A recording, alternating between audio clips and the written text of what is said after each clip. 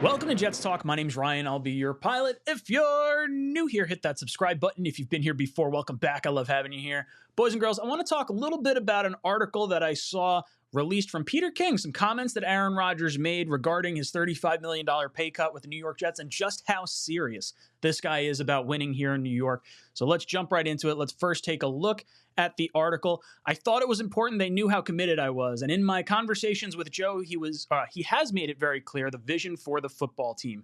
You probably agree with this. This year, compared to like 2005, the amount of transactions that happen now with guys getting cut and the amount of trades, way more than before. Big names move at the trade deadline now. I wanted to make sure if somebody valuable came available, that we'd be able to get him.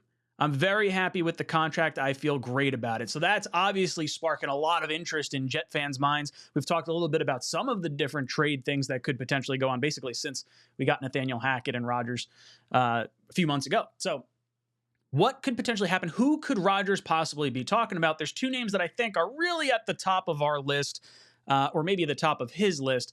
Now, cut-wise, that's going to be maybe a little bit more of a surprise. There could be some salary cap things going on, or maybe just younger players bumping other players off other rosters. So you obviously want to have some money in season to work with. As it stands right now, I believe the Jets are sitting somewhere around $10 million in salary cap space, and that's before they try any further restructuring with either Corey Davis or CJ Mosley or anyone like that. And then obviously taking $35 million less dollars over the course of these next 2 years, you can push some money around over the course of the next season or two.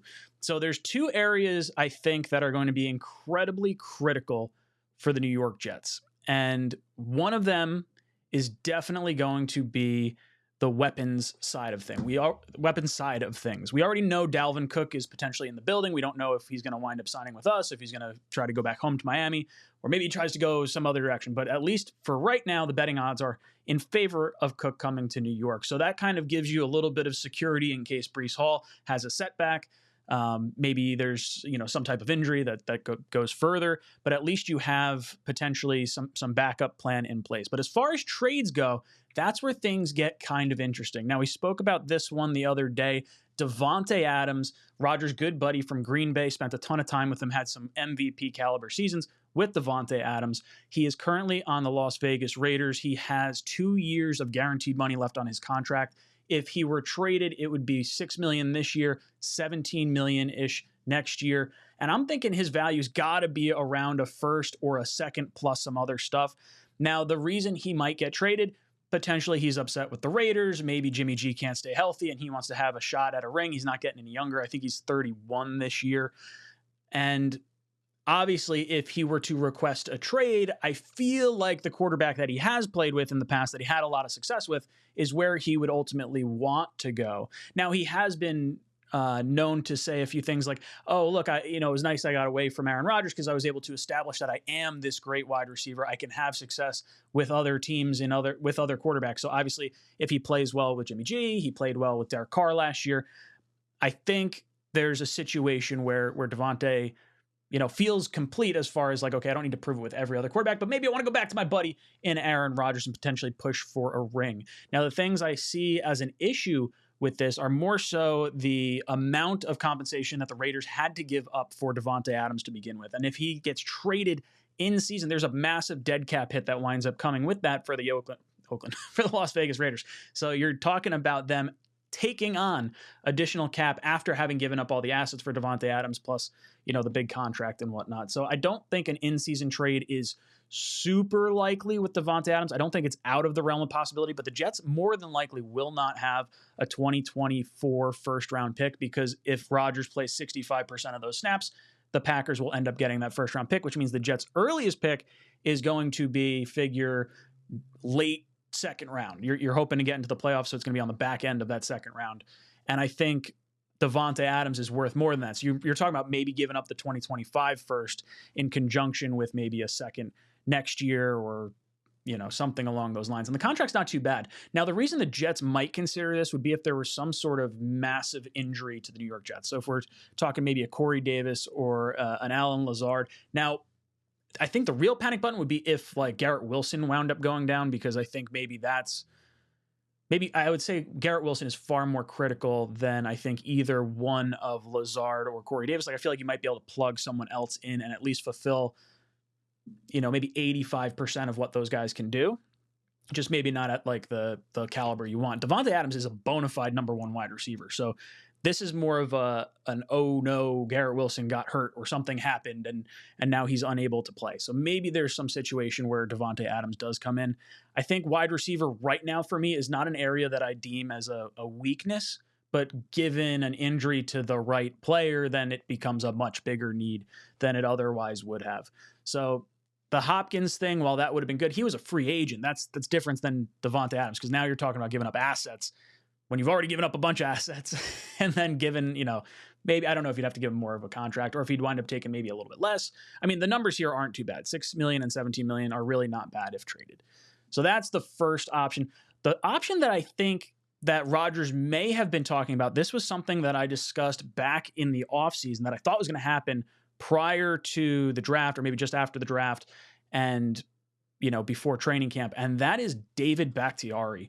That's the left tackle for the Green Bay Packers, one of Rodgers' favorite blindside tackles. If you look at the Jets camp this past week, 2 weeks, we have a rotating, revolving door of offensive linemen. We don't really have a locked-in left tackle. Everyone's kind of expecting Dwayne Brown to be that. Can Mekhi Becton step up? Right now, he's kind of been designated to the backup left tackle role in favor of like Max Mitchell and Billy Turner, and neither one of them seem to be having a really good camp as far as blocking our edge rushers. Our edge rushers are fast, and it's going to be a consistent issue, and you want Rodgers to be as comfortable as possible with the tackle that's going to be protecting his blind side. David Bakhtiari is that tackle that he would be very comfortable with. Now, I think he's like 31, 32. I got to look at his actual age, but I believe this would cost a second or third round pick. The situation that happens near the trade deadline, I think, would be if the Packers maybe are not in it for, the division or for, maybe a playoff spot or something like that. Love is looking all right, and the development of their tackle behind Bakhtiari seems to be progressing well. I don't think any Packers fan is necessarily loving the idea of their backup tackle right this second, but hopefully after the year, they're going to feel a little bit more comfortable.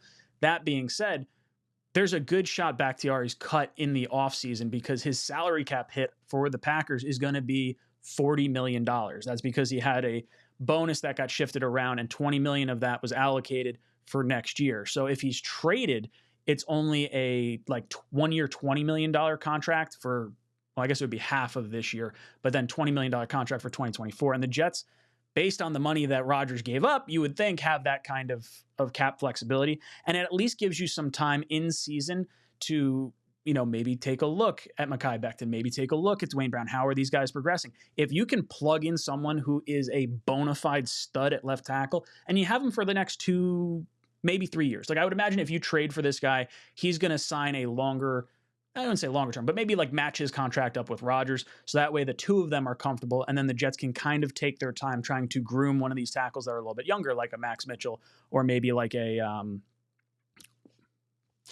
Carter Warren. There it is. There's the other name. Is that something that the Jets would think about doing? I really think this is something that should be on Jet fans' mind. I think this is the far more likely of trade targets when you're talking about things that could benefit the Jets the most. Like if you're talking about a safety, I don't know if that's necessarily there. I think Tony Adams is pretty much dialed in for the free safety role, and you got Whitehead at strong safety. So barring some type of injury, I think we're kind of set there. Linebacker-wise, it seems like the team really likes Sherwood, and I don't know who else out there would shake free right now that kind of jumps off the page at me. When I think Rodgers and I think that pay cut, I think, hey, the Packers didn't surround me with a whole lot of talent during my time in Green Bay. I would love for this $35 million that I'm giving back to the team to be used on weapons to help surround me to go further. Not to mention the Jets defense is already studly as it is, so maybe adding more firepower to the offensive side or maybe more protection to the offensive side is more, or is money better spent than it otherwise would have. So for me, I really like Bakhtiari as the option for the New York Jets if you're going to try and make an in-season trade for someone of a elite caliber, a big name trade. When you think big name, Bakhtiari is one of those guys. So guys, I want to hear from you. What do you think this big name trade target could possibly be that Aaron Rodgers may be referring to? Is it just more some ambiguous open-ended question like, hey, someone could be available. It might not be someone that's on our radar right now, but maybe someone gets disgruntled. I mean, heck, no one really thought Jonathan Taylor was going to be potentially available, but this guy and Irsay are going at it, and now maybe he becomes available. Not that the Jets are looking to add a running back that wants $16 million a year, but you know what I'm saying. The guy that you wouldn't think to be on the trade market all of a sudden sort of ish becomes available, even though the Colts aren't saying that. So guys, let me know your thoughts. Who do you think this is? Is it someone that we already know? Is it someone that might pop up in the future? Let me know your thoughts in the comment section down below. And as always, go Jets. J-E-T!